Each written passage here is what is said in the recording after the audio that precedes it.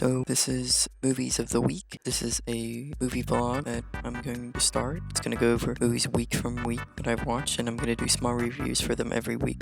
Let's start. Time is born. From one day to the next. What do you mean from one day, from 1 minute to the next? Watch me, eh? And 1 and 2. If you do like me, in 2 or 3 days you'll be walking by your... Pinocchio!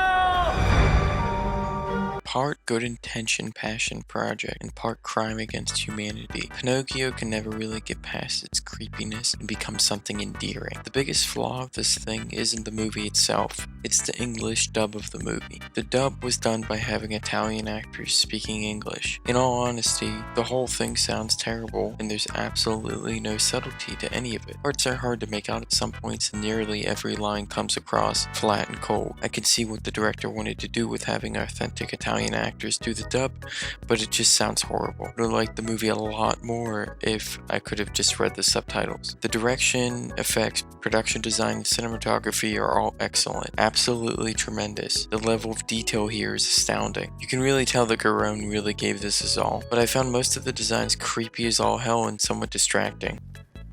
Babo.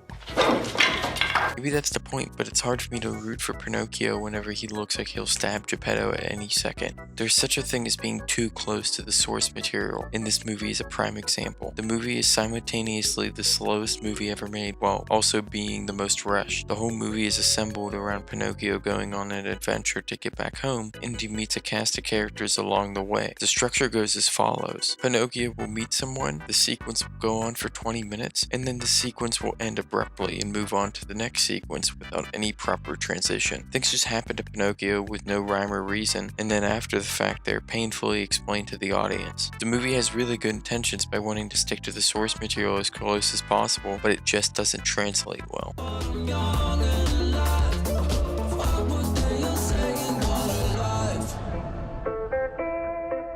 Another round strikes that balance between a fun comedy film and an eye-opening, near-awakening level film. Few films pull off this awakening to life story as well as Another Round. Another Round works in many different levels. It may be due to the pandemic, but I miss a good, well-made original film so much. It has one of the very best scripts of 2020, and it made me nostalgic for a year ago. Unlike other movies dealing with alcoholism, the movie never shames the act of drinking. It also doesn't make light out of it either. It rides a line between the two. It is an extremely realistic look at the path of becoming an alcoholic. Watch this immediately. Some motherfuckers are always trying to ice skate uphill.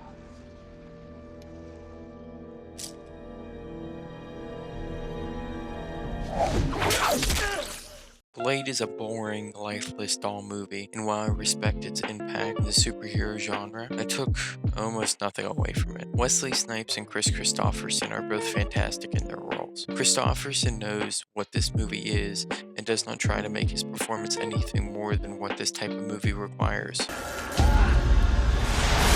Catch you fuckers at a bad time?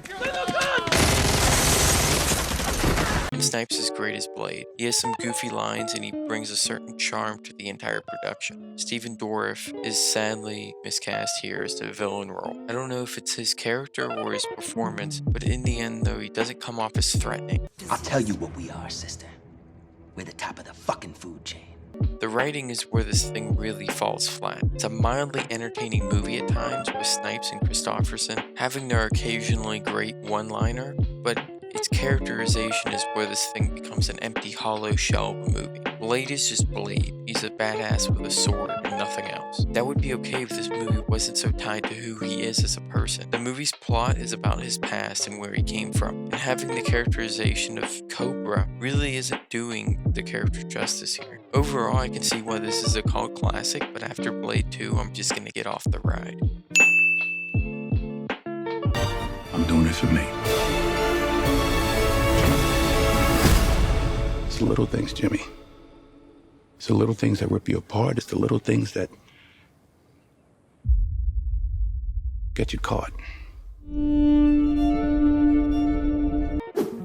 This movie's a missed opportunity. We have Denzel, Leto, and Raimi. This thing should have been an Oscar contender. It had all the makings of a great movie. Unfortunately, they forgot to write an ending. It had me in its first half with somewhat solid performances and a somewhat engaging narrative. It has a somewhat annoying score.